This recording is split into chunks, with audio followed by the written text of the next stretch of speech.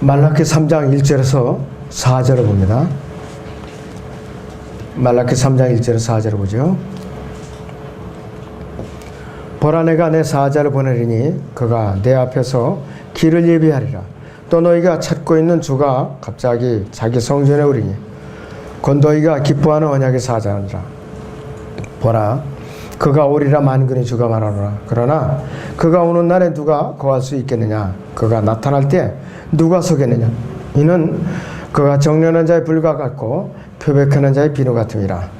또 그는 오늘 정련하고 재련시키는 자같이 앉아서 레위의 아들들을 깨끗하게 하고 그들을 금과 은처럼 깨끗게 하여 그들로 의로운 제물을 주께 드리게 하리라. 그때 유다와 예루살렘의 예물이 지난 날들과 이적처럼 주께 기쁨이 되리라 그랬습니다. 오늘은 말라기서를 통한 교훈들 일부 강의를 하겠습니다. 말라기서를 통한 교훈들이, 이 말라기 선지자는 구약의 모든 선지자들이 예언이 다 끝나고 활동이 다 끝난 다음에 예수 그리스도의 재림과 그분의 선두주한 침례인 요한에 대해서 예언한 마지막 선지자예요. 구약에. 말라기 예언이 그래서 말라기 선지자의 예언이 마칠 때부터 그 다음에 말라기 선지자의 예언이 침례인 요한으로 이제 성취되는 누가복음 1장까지, 그러니까 말라기 선지자가 예언을 끝마칠 때부터 누가복음 1장까지가 신약과 구약의 중간기라고 말해요. 신약과 구약의 중간기라고 말해요. 그래서 말라기 예언은 하나님께서 이스라엘을 책망하시는 것, 또 그분의 백성이 그들의 잘못을 인정하지 않고 거부하는 그러한 질의응답식으로 되어 있어요. 먼저 하나님께서 이 백성들에게 내가 너희를 사랑하였노라 이렇게 그들에게 말씀을 하시니까 그들은 뭐라고 대꾸를 하느냐. 주께서 어떻게 우리를 사랑하셨나이까 이렇게 따지듯이 묻는 거예요. 이렇게 거의 말라기서 1장 2절에서 하나님께서는 인내심을 갖고 하나님께서는 끈질기게 성실하게 답변을 주세요. 하나님께서 에서를 미워하고 야곱을 사랑하신 것처럼 이스라엘을 사랑하셨고 에돔을 미워하시는데 에돔의 심판이 막 천년왕국 때 이사야 34장에 있는 대로 용들이 거쳐야 된다 그랬죠. 용들이 거쳐. 이 용들이 거쳐가 뭐냐. 바로 사람이 살지 못하는 그 불못으로 변하는 뜻이에요. 불못으로. 에돔족이 아마겟돈 전쟁을 통해서 완전히 폐허가 된 후에 지상왕국에서 불못이 된다는 것이에요. 말라키 1장과 이사야 34장의 주요 내용입니다. 그래서 이 말라키에서는 타락한 제사장들의 죄에 대해서 또 크게 꾸짖고 지적을 하고 있어요. 말라키는 누가 저자인가? 두말할 것도 없이 말라키가 저자입니다. 내 사자라고 표현되어 있죠. 내 사자. 그 말라키 3장 1절에서 내 사자를 보내는 이랬어요.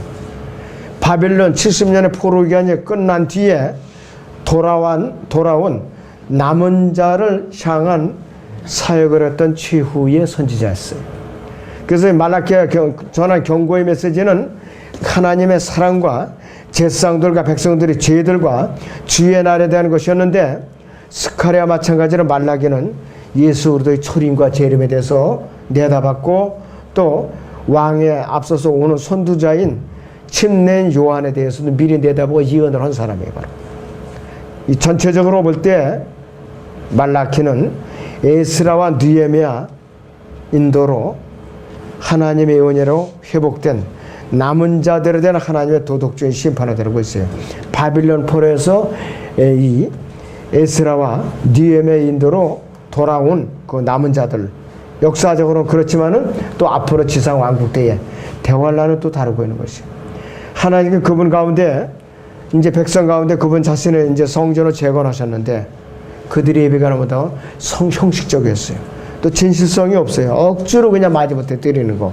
그 하나님께서는 그들의 죄를 눈 감아주지 않고 또 심판하시는 것이 말라기에 예언된 예언서입니다. 예언 기간은 언제냐? 기원전 BC 450년에서 400년까지. BC 400년경부터 AD 4년, 짧게는 BC 4년까지 약 398년에서 400년.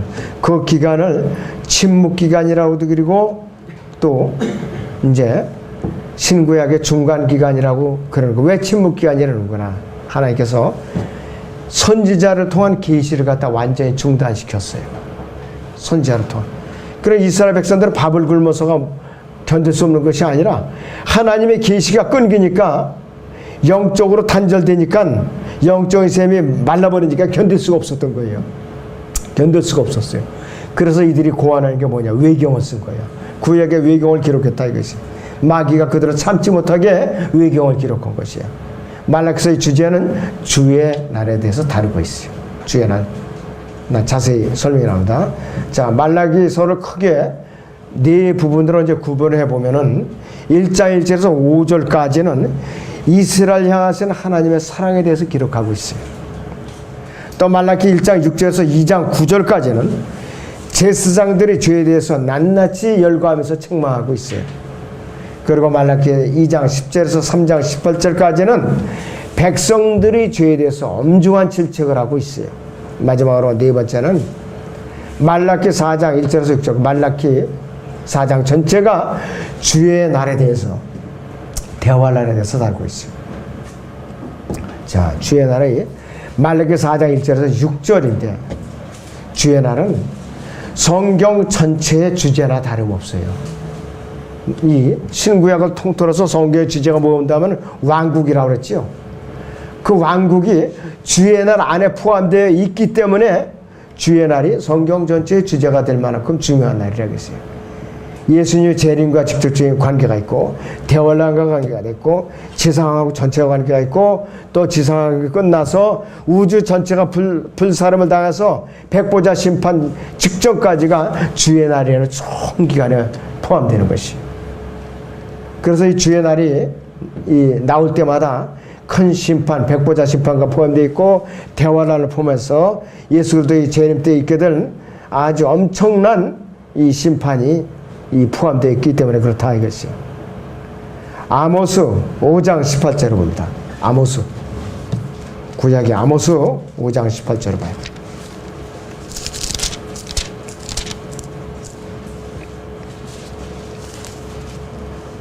주의 날을 바라는 너희에게 화로다. 그것이 너희에게 어떤 결말이 되겠느냐. 주의 날은 어둠이지 빛이 아니니라.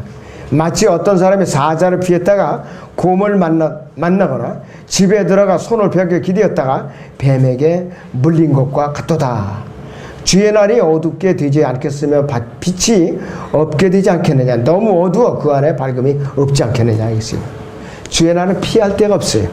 아무데도 피할 데가 없어요. 주의 날은. 그리고 앞으로 교리적으로 주의 날은 짐승의 표를 받지 않으면 물건을 사고 팔 수가 없어요. 산속에 들어가서 홀로 동굴 속에서 피해 살면서 적국수를 피하든지 극소수이겠죠. 있다 해도. 그렇지 않으면 아예 신간 편하게 짐승의 표를 받아버리고 배급제로 살든지 그러다 지옥을 가든지 둘 중에 하나예요. 그래서 지금은 이제 베리칩에 그 회로가 모래알 만큼 작게 개발이 되어 있다. 그러죠. 모래알 만큼. 그 정도 되면 오른손이나 외마에 이마에다 박는 거 아무 표시도 안 나요. 모래알만 하면은. 일본에서 개발해 놨어요. 일본에서. 자, 그래서 이제는 그거 갖다가 이제는 사람의 손이나 이마에다가 박아주는 건 문제도 안 돼요. 레이저 총으로 쏘듯이 그냥 박는 거예요. 바로. 아무 표시도 안 나요. 점이 베겨도 모래알만큼은 돼요. 아무리 작은 점이라도. 그건 뭐 이제 기술이 이제 다 끝난 거죠. 이제 기술을 봐서. 앞으로 이제 시행만 남아있는 것이요. 시행만 남아있다 이것이요. 자, 그래서 베리칩이 666표가 아니다, 기다 하면서 그냥 시끄럽게 몇 년간 그랬는데 적그리스도의 이름으로 그것을 갖다 받기 때문에 666표라고 그러는 거예요. 그것이. 사실상은 지금 다 우리 코앞에 와 있어요. 이사야 13장 보죠. 6절에서 8절을 봅니다. 이사야 13장 6절에서 8절을 보겠습니다. 이사야 13장 6절에서 8절. 너희는 울부짖을지니 이는 주의 날이 가까웠음이라. 그것이 전능하신 분께로부터 멸망으로 오리라 그랬어요. 그러므로 모든 손들이 액이 빠지고 모든 사람의 마음이 녹을 것이며 또 그들은 무서워할 것이요 고통들과 슬픔들이 그들을 붙들리니 그들이 진통하는 여인처럼 아픔 중에 있으리라. 그들은 서로 보며 놀랄 것이요 그들의 얼굴들은 불꽃같이 되리라 그랬어요. 불꽃같이 되리라 그랬어요. 보라, 주의 날이 오나니 즉 진노와 맹렬한 분노와 더불어 잔인하며 그 땅을 황폐케 하며 또 그가 거기에서 나온 죄인들을 멸하리라 했습니다. 마음 편한 순간이 없어요. 주의 날이 오면. 그러니까 우리는 주의 날 전에 올라가니까 얼마나 감사하냐 이것이에요. 참 다행이죠. 우리 요엘서 보죠. 2장 다시 소선서 요엘 2장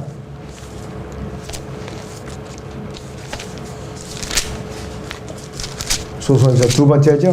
고세 다음에 이어서 2장 1절부터 2절 보세요. 너희는 시온에서 나팔을 불고 내 거룩한 산에서 경고의 소리를 내어 그 땅의 모든 거민들을 떨게 하라. 이는 주의 날이 오며 그 날들이 가까움이라.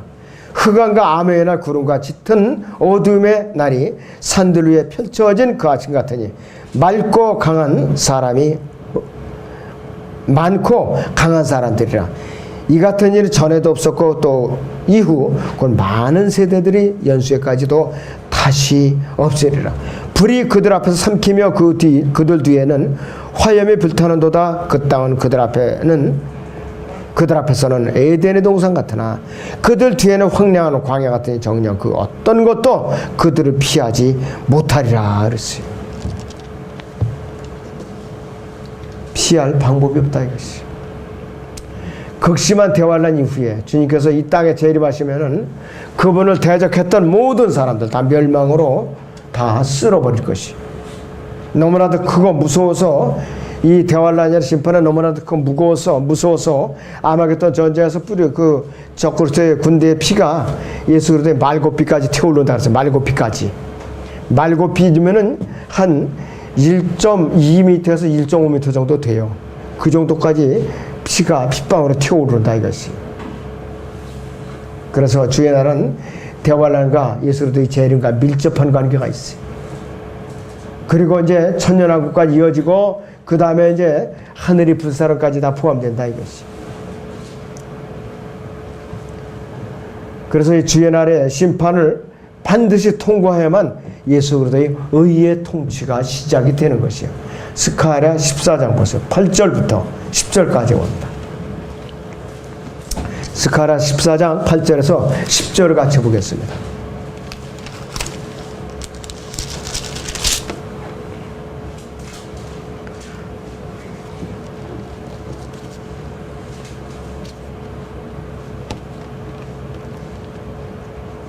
네, 거기 보시면은 그날에는 생수가 예루살렘부터 솟아나서 그 절반은 앞바다로 그 절반은 뒷바다로 흐르니 여름과 겨울에도 그러하리라. 주께서는 온 땅을 치리할 왕이 되시리니 그날에는 한 분 주께서 계실 것이며 그의 이름 하나만 있으리라. 그 온 땅이 개바해서 예루살렘 남쪽 림몬까지 평원처럼 바뀔 것이요 예루살렘은 높여서 그것에 사람이 거하게 되리니 이렇게 예언하고 있어요. 그리고 사탄이 풀려나가지고 마지막으로 예루살렘을 포위했을 때에 하늘에서 아예 불이 내려가지고서 완전히 삼켜버리는 그 기간까지가 이 주의 날이 포함돼요. 베드로서 3장 10절에서 보면은 그러나 주의 날이 도둑같이 오리니 그랬어요. 우리에게는 도둑같이 올 수가 없어요. 우리가 깨어있으니까 변화받아야 되니까. 세상 사람들에게는 도둑같이 오리니 그랬어요. 그날에는 하늘들이 굉장한 소리를 내며 사라지고 있어요. 우주의 구성소들이 맹렬한 불로 녹아들며 땅과 그 안에 있는 일들이 타버릴 것이라 그랬어요. 예수님의 지상 재림을 포함한 대환란부터 지상 왕국을 거쳐서 백보자 심판 직전에 온 우주의 구성 요소들이 다 불에 타서 정화될 때까지 그 총 기간이 주의 날이라고 그러는 것이죠. 사람들이 왜 주의 날에서 문제가 이제 많이 삼고 있는가? 너무 여러 기간을 포함하고 있으니까 주의 날에 대해서 어쩌고 저쩌고 시비가 많은 것이에요. 베드로는 이 주의 날과 관련해서 베드로 3장 8절에서 주의 날은 주는 뭐냐? 주님께는 주께는 하루가 천년 같다고 그랬어요. 그래서 주님께는 하루가 천년 같으면 뭐냐? 이틀도 안 돼요. 이틀도. 하나님 관점에서 보면은 인간의 관점에서 천년 이상의 기간인데 하나님 앞에는 이틀도 안 되는 그런 관점이라 이거예요. 그러니까 인생이 아무리 길게 백세 보험을 들어본들 하나님 앞에는 모래알 같은 정점에 불과하다 이거예요. 아무것도 아니에요.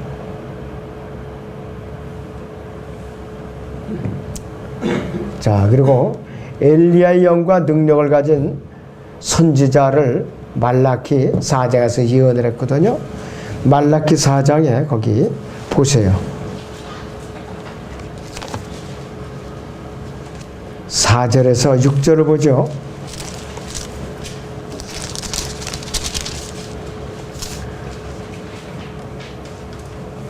너희는 내가 온 이스라엘을 위해 호렙에서 규례들과 명령들로 그에게 명했던 내 종 모세의 법을 기억하라. 보라, 내가 주의 크고 무서운 날이 오기 전에 선지자 엘리야를 너에게 보내리니 그가 아비들의 마음을 자식들에게로 자식들의 마음을 그들이 아비들에게로 돌이켜 내가 와서 땅을 저주로 치지 않게 하라 그랬어요. 땅을 저주로 치지 않게 방지하기 위해서 침례 요한을 미리 보냈던 거예요. 그런데 침례 요한을 거부했죠. 예수님께서 때가 차서 율법 아래서 태어나신 아까 목조이라고 오전 예배 시간에 제가 말씀을 드렸잖아요. 69주가 지금 이제 70제주가 중단선 상태에서 예수님이 오셨잖아요. 거부했어요. 그러니까 70제주는 아직 중단된 상태에 있어요. 그 사이에 정해지지 않은 그 기간이 교회 기간이 끼어 있는 거라 이것이 바로. 그런데 땅을 저주로 치지 않도록 미리 방지하기 위해서 침례 요한을 보냈는데 유대인들이 거부하니까 침례 요한이 죽으니까 또 예수님도 보내니까 그분도 십자가 못 박아 죽이니까 상황이 달라진 거예요. 상황이 달라졌다 이거죠. 땅을 저주로 치지 않게 하려고 이스라엘을 하나님께로 회복시키려고 침례 요한이 왔던 거예요. 예수님께서 초림 때 와서 불순종한 자들을 의인들의 지혜로 돌아오게 하고 주를 말하는 백성을 예비시키려고 침례 요한이 왔는데 엘리야의 영과 능력으로 왔는데 그들이 거부하니까 예수님께서 사실은 스데반이 돌로 맞아 죽는 그 순간에 예수님이 하나님 보좌 오른편에서 내려오시려고 서 있다가 거부하니까 왕국복을 마지막으로 거부하니까 예수님의 재림이 연기된 거죠. 다시 보좌에 앉으신 거예요. 그래서 예수님이 오실 시간, 그 기간이 연기되어 버렸다 이것이. 그렇기 때문에 침례 요한은 엘리야가 되지 못한 거예요. 바로 그냥 그 침례 요한으로 다 끝나버린 거라 이것이. 예수님께서 사도행전 7장에서 돌아오시지 않기 때문에 사도행전은 성경 전체에서 정말로 이해하기 힘든 성경이 바로 사도행전이에요. 그 사도행전을 자꾸 교리로다 적용시키면 그 사람 바로 이단이 되는 거예요. 그래서 유대인들은 초림과 재림 사이에 주어진 시간적인 요소가 없다는 이유로 초림이 바로 재림을 생각했어요. 초림을 재림으로. 그런데 그런 문자적이고 실제이고 눈에 보이는 통치자로 오신 예수 그리스도를 메시아로 원치 않고 갈보리 십자가 못 박혀 죽이고 나니까 상황이 달라진 거예요. 예수님께서 그럼에도 불구하고 죽은 다가도 사흘 만에 살아나셨죠. 그런데 이제는 기회가 또 한 번 있었어요.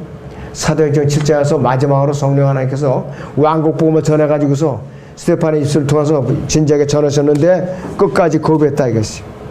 그래서 실제적으로 사도행전 7장까지도 이스라엘은 문자적이고도 눈에 보이는 실제적인 왕국이 선포될 수 있는 그러한 기간이 사도행전 7장까지 있었어요. 기회가 있었고.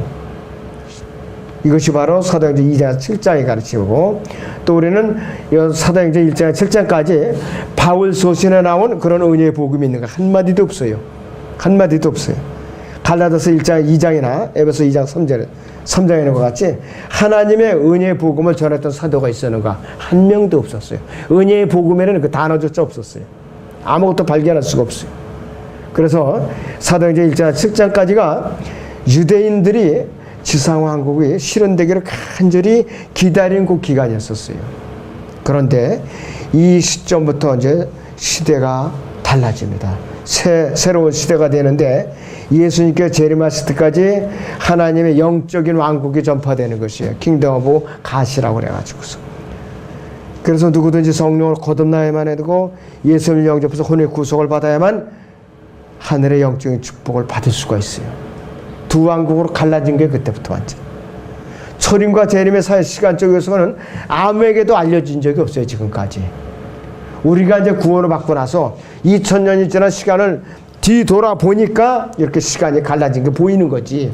그 중에는 아무도 몰랐다 이것이. 그래서 예수님께서는 사도행전 7장까지는 어느 때든지 오실 수가 있었어요. 사도행전 1장부터 7장까지는. 그들이 예수님을 영접했다면. 그리고 스데반은 돌로 쳐 죽이지 않고 그렇다면 상황이 확실히 달라졌다 이것이. 자, 그래서 스데반이 순교 이후에 예수님은 지금도 변함없이 하나님 보좌 오른편에 그냥 굳건히 앉아 계세요. 언제까지? 이 대환란 끝에쯤까지 계속 앉아 계시는 거라겠습니다. 아직까지 돌아오지 않으셨어요. 그래서 예수님 그리스도의 재림에 관해서 유대인들에게는 이제는 언제 일어날 것이냐? 미래로 연기되었어요. 미래로. 대환란 이후로 연기되어 있다 이것이. 문제는 유대인들이 예수님께서 지상왕국에 통치하실 그들이 메시아로 오셨을 때에 거부하고 원치 않았던 거예요.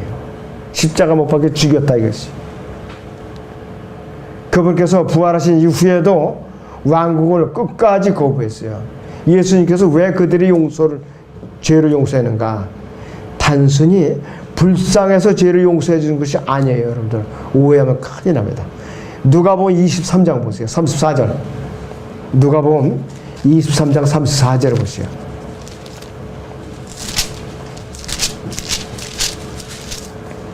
네, 누가복음 23장 34절을 보죠.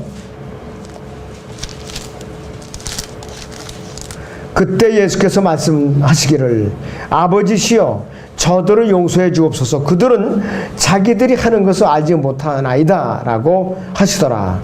그리고 그들은 주의 옷을 나누고 제비를 뽑더라. 왜 그들을 용서해 주느냐 하면은 그들이 하는 일을 알지 못했기 때문에 교리적으로는 완전히 눈이 감겨져 있는 영적인 소경들에 불러가기 때문에 그들의 죄를 용서해 주신 거예요. 그들의 죄를. 유대인들은 그래서 초림과 재림 사이에 시간적인 요소를 분별을 못했기 때문에 예수님의 초림 때에 그들이 메시아 왕으로 왕국의 왕으로 오신 것으로 착각을 했다 이것이. 자, 그래서 실제적인 다윗의 왕국을 팔레스타인에 세워서 다윗의 보좌에 앉아서 통치하실 기회를 연기했었다. 그런데 이 알려지지 않은 시간적 요소, 초림과 재림 사이에 알려지지 않은 시간적 요소가 바로 저나 여러분이 살고 있는 은혜의 복음을 듣고 성령으로 거듭나서 우리가 예수 그리스도의 신부가 되는 요 교회 시대가 바로 알려지지 않은 시간적 요소이고 기간이라는 거예요. 자, 그래서 예수 그리스도 안에서 성령으로 거듭난 성도들로 하여금 예수님과 영적인 몸으로 유기체를 이루어서 불러내면 받은 바로 그 시대가 시간적으로 알려지지 않은 이 시간이라 이걸 여러분이 잘 알고 있어야 되는 것이죠. 자, 그래서 우리는 이 모세도 분명히 사도행전 7장까지 언급이 안 돼 있어요. 모세가. 그리고 일리야는 침례인 요한에게 나타난 영과 능력으로 구약의 약속들은 이제 분명히 성취될 조건이 있었는데 예수님께서 사도행전 7장에서 돌아오셨다면 성취가 됐는데 오시질 않았다 그랬어요. 모세는 언제 나타났냐? 모세는 이 말라기 그 4장에서 약속은 돼 있었지만은 언제 나타나느냐? 요한계시록 11장에서 비로소 나타나게 돼요. 앞으로. 요한계시록 11장에 언제 계시됐느냐? AD 90년경에 판모섬에서 요한에게 환상으로서 계시를 해갖고 기록으로 남긴 것이. 그래서 이 사도행전 7장에서 일어나야 했던 모든 일이 예수님께서 돌아오셔서 적그리스도를 무찌르고 완전히 그를 갖다가 짓밟아 버리는 것이 사도행전 7장의 사건들이야. 앞으로. 그런데 적그리스도는 분명히 지금도 존재해. 자라나고 있어요. 지금 자라나고 있다고요. 그런데 그가 언제 등장하느냐? 요한계시록 13장에 등장합니다. 교리적으로 분명히 그때 등장해요. 그래서 우리는 성경에 기록된 대로 예수 그리스도의 재림 전에 모세와 엘리야가 다시 분명히 오기는 오지만은 요한계시록 13장에 와서야만 그 두 증이 나타나요. 우리가 올라간 후에 나타난다 이것이 대환란 중반쯤에 이제 완전히 후 3년 반쯤에 들었을 때 나타난다 이것이. 자, 그렇기 때문에 만약에 그 당시에 유대인 종교 지도자들, 장로들이나 제사장들, 서기관들이 그분의 메시아로 영접을 했다면은 엘리야의 영과 능력을 가지고 온 선두주된 침례 요한이 광야에서 외치는 자가 아니라 엘리야가 되고 말았을 거예요. 그때 분명히 됐을 거예요. 자, 예수님께서 직접 증거를 해 놓으셨어요. 마태복음 11장 보죠. 13절에서 15절 봅니다. 마태복음 11장 13절에서 15절 봅니다.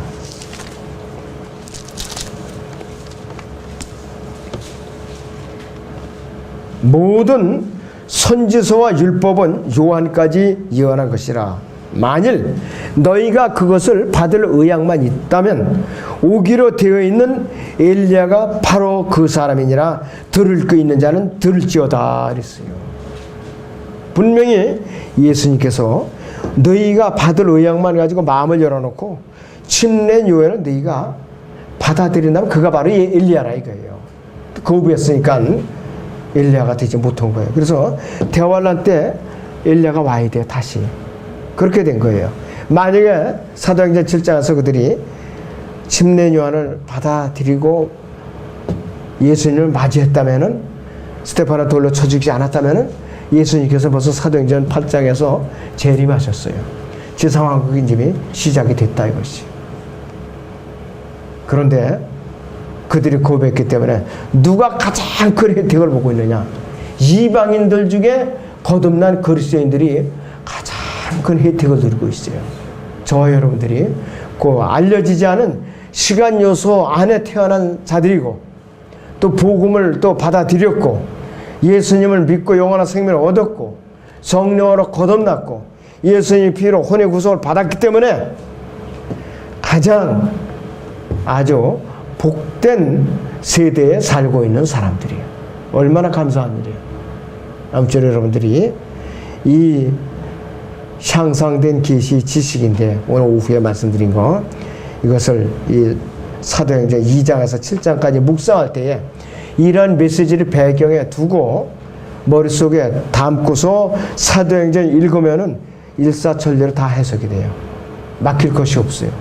아무쪼록 여러분들이 이 말씀을 읽을 때에는 기본적인 교리와 세대적인 진리를 이 마음속에 심어놓고 성경을 읽으시면 성경 읽을 때에 어려운 것이 별로 없을 겁니다.